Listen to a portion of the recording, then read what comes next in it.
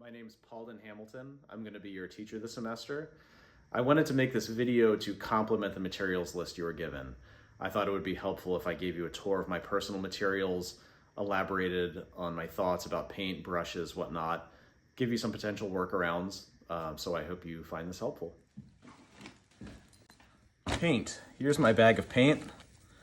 You can see I've got a variety of brands and sizes.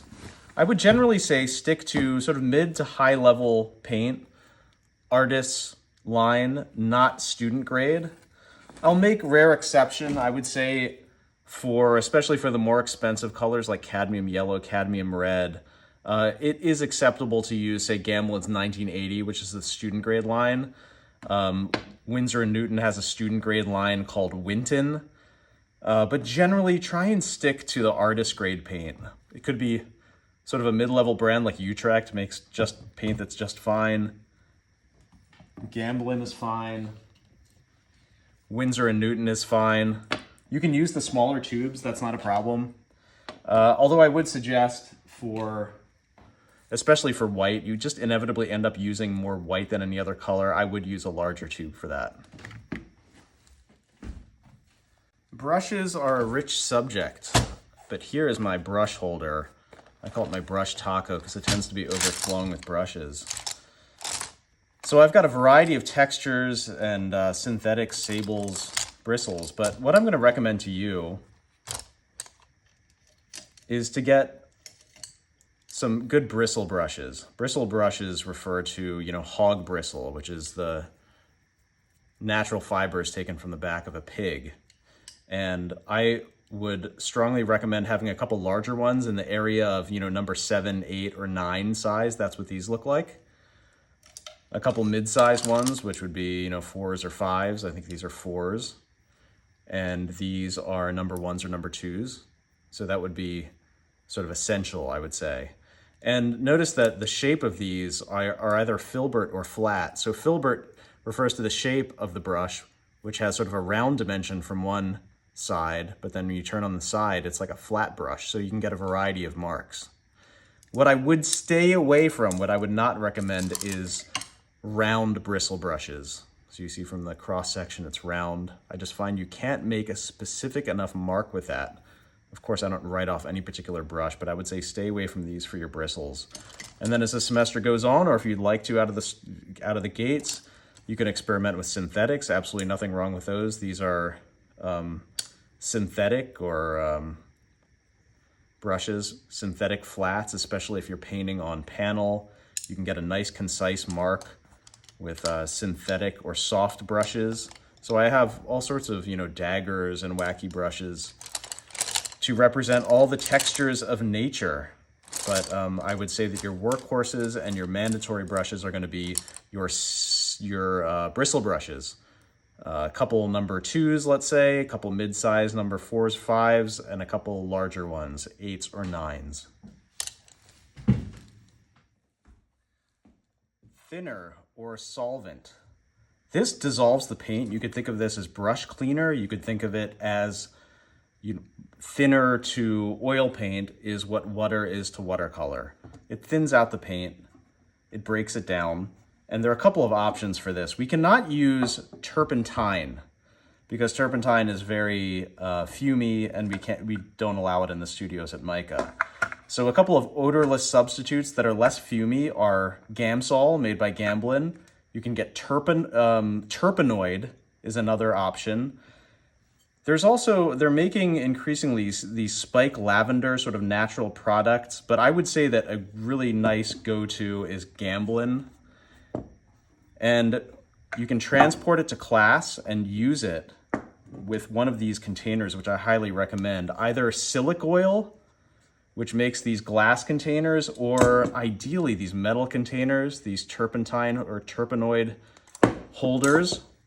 The premise of these is that you can transport your thinner safely. And you can see there's a grate work in there where you can wash your brushes and the pigment settles to the bottom, the sludge settles to the bottom, and you usually have a clean layer of thinner sitting right on top that you can use to clean your brushes. So highly recommend these containers, either metal or the Silicoil glass container for your thinner. That is a must-have, and I recommend Gamsol. Mediums are a very rich subject. There's a variety of what I'd call viscous mediums, which are sort of have the consistency of, I'd say like jelly. I would get some kind of thick medium that has a jelly-like consistency.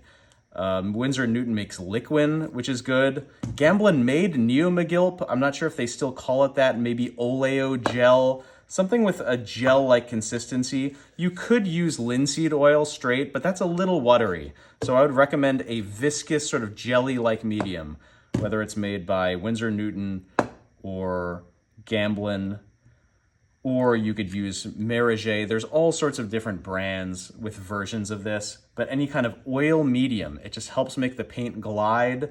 It makes the paint somewhat glossy. It's basically like the binder of the pigment extended just to make the paint flow. Palette is rather important. This is my palette that I use in the studio. It's a large piece of tempered glass. You can see it's got a bit of a patina on it from over the years, but I like glass because you can scrape off the mixing space after each session. If you need to transport, you will need to transport your palette back and forth to class. So I strongly recommend these Masterson palette boxes. They usually have a blue lid, but this kind of thing can tuck into a backpack or a bag. And what it does is provide sort of a hard encasement for the palette, and you can lay your palette right inside. It's a 12 by 16 space, so for years I used a handheld wooden palette, and it tucks right in there, and you can transport it safely with paint still on it, so you don't have to scrape off and waste your paint at the end of each session. You can keep it right on there. You could also buy a 12 by 16 or have cut a 12 by 16 piece of glass. You can see here that I have taken it from an old picture frame, put a piece of neutral colored cardboard behind it, and this would be a totally acceptable, workable palette. Other variations, I'll just show you for the interest, is this is my plein air palette that I use. Again, mixing space. You'll notice that the common theme is that I have a neutral colored palette. I'm not a fan of working on a white surface, which I find like really pollutes your value in color perception. So whatever you have, make it neutral. And disposable palettes are completely acceptable, perhaps ideal, but I would get the ones that are toned gray. Try and stay away from white palette surfaces. Surfaces are perhaps the richest of subjects. You might know that oil paint, you can't paint directly on a natural fiber like cloth or wood because the oil will bleed in and corrode the surface. So you need to have some kind of surface that is prepared for oil, meaning you have to apply sort of a membrane on which the paint can sit. Usually it's gesso, which you're familiar with.